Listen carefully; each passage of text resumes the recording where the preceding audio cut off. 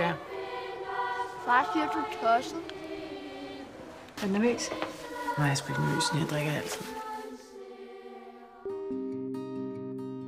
Du blev skilt for 1,5 år siden. Jeps.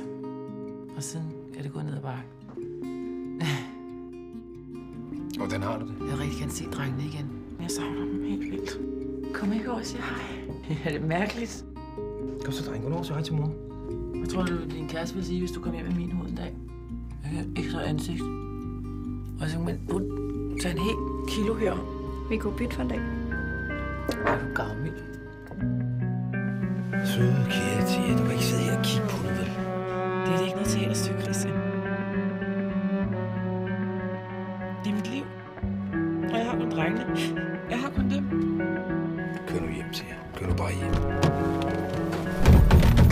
Sådan et disco-hjerte. Den lampe, den sådan lyser. Altså, det er jo drenge. Ja.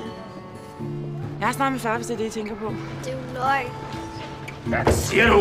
Du skal holde din kæft! Du kan kun tænke på dig selv for helvede! Lad være med det der! Du er sådan en forputtet lille nasserøv, der går som en ile ind på mig og tager alle mine ting. Du er som en lille forputtet tomhylster. Du har ikke noget!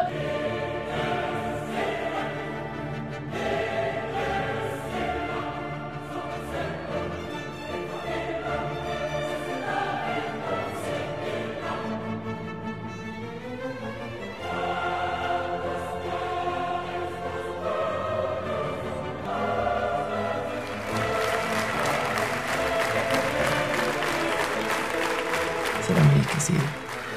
Det er faktisk en rigtig god mor.